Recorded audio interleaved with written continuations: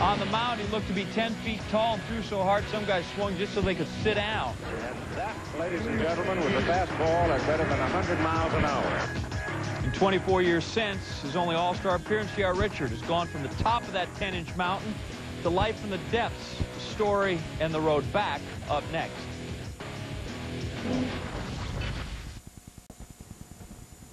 Nolan Ryan's at the top of the list because baseball folks in Houston like hard throwers and Texans, and Nolan was both. Ditto for Tuesday's probable All-Star starter Roger Clemens, who spent 20 years in faraway major league stations like Boston, Toronto, and New York before finally finding his way back home. J.R. Richard wasn't a Texan. Folks down there will tell you he threw like one. Oh, goodness, he could bring it. He started the All-Star game in 1980, but shortly after, Richard's life took a dramatic turn. Andrea Kramer has the story.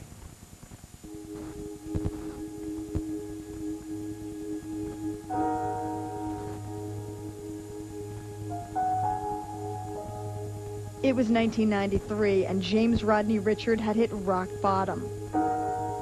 The man once known as King Richard was broke and living under a bridge in Houston. I mean, here's J.R. Richard walking down, and dope heads are picking on him, you know, calling him all kind of names and that. I mean, it's got to be horrible, and ending up under a bridge.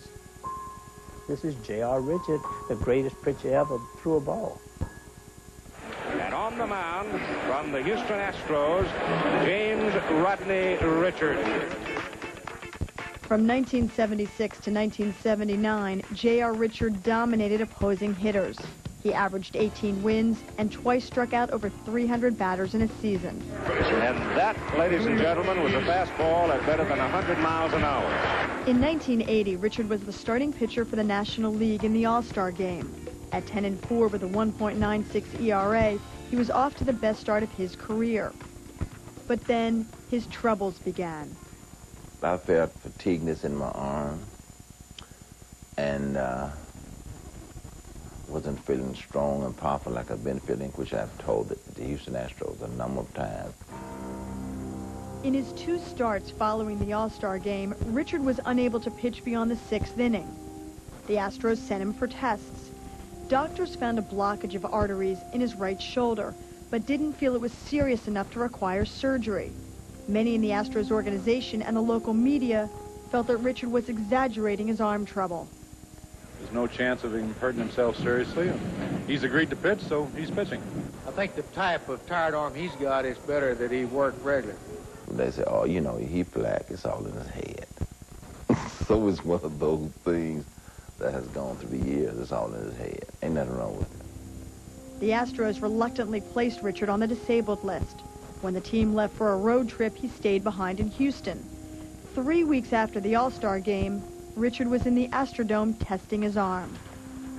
All of a sudden, I had a loud, high-pitched tone ringing in my ear. Then I just thought, this ain't nothing. I just shook it off. I've had them before. And then I became nauseated. And I said, well, it's okay. You know, I just shook it off, kept on going. Then a couple of more, I became more nauseated. Then I laid down on the Astrodome floor. At age 30, Richard had suffered a stroke caused by a blood clot in his neck. Unconscious, he was rushed to the hospital and into surgery. News of Richard's condition shocked and embarrassed those who had doubted the seriousness of his injury. I was among those who wondered what was really wrong with J.R. Richard. I was among those who questioned his intentions publicly. I'm sorry for that. Well, I don't know how his teammates are reacting tonight. I don't know how the rest of the press in the city is reacting tonight, but I was sure wrong, and I owe J.R. and his family an apology. Richard's stroke damaged the left side of his body, including his non-pitching arm. He blamed the Astros for not detecting the blood clot after he had complained about arm problems.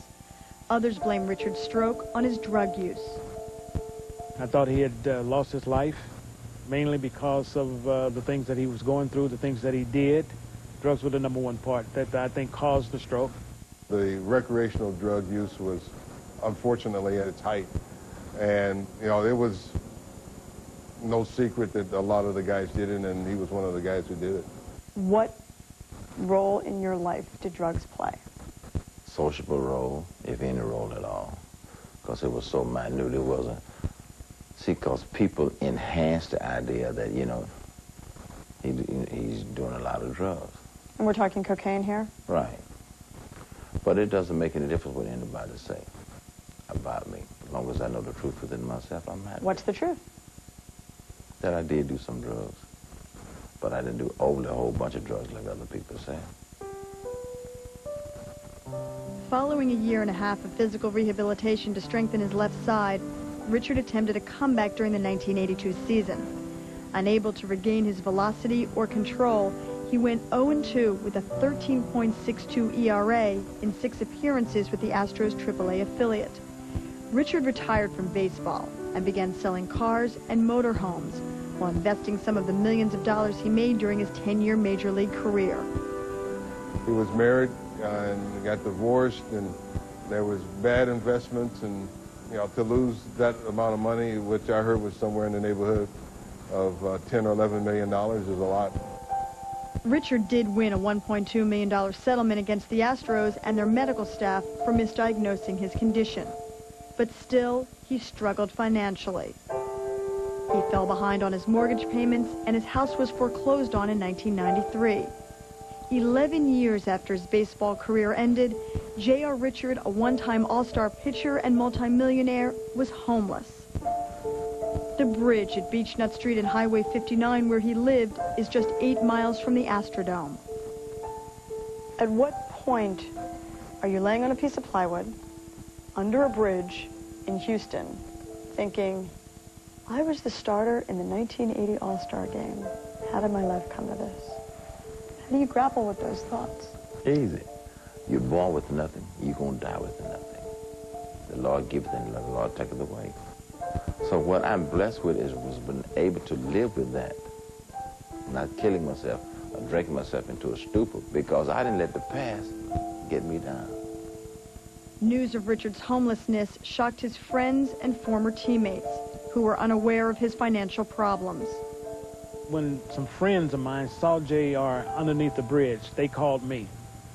When Bob Watson was the general manager of the Astros, I called Bob and said, Bob, do you realize that J.R. is under the bridge? He said, no. I said, what can we do to help him? Richard was homeless for much of the 2 years between 1993 and 1995. Eventually, his friends succeeded in getting him off the streets. Today, he preaches at his church and teaches pitching and life to children at a baseball clinic in Houston. Well, I get enjoyment out of it, giving back, giving knowledge what they don't have. So I get real enjoyment out of it. When you reflect back on this whole story of your life, what do you think about?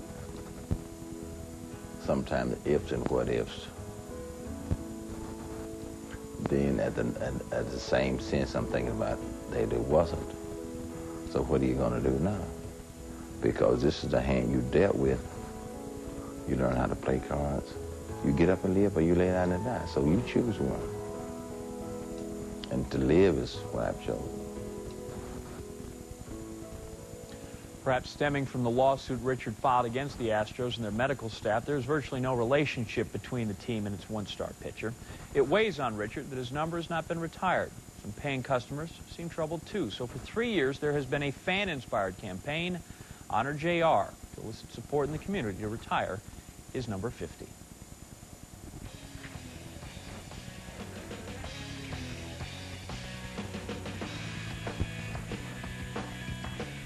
Jamie Foxx, the actor, he was in a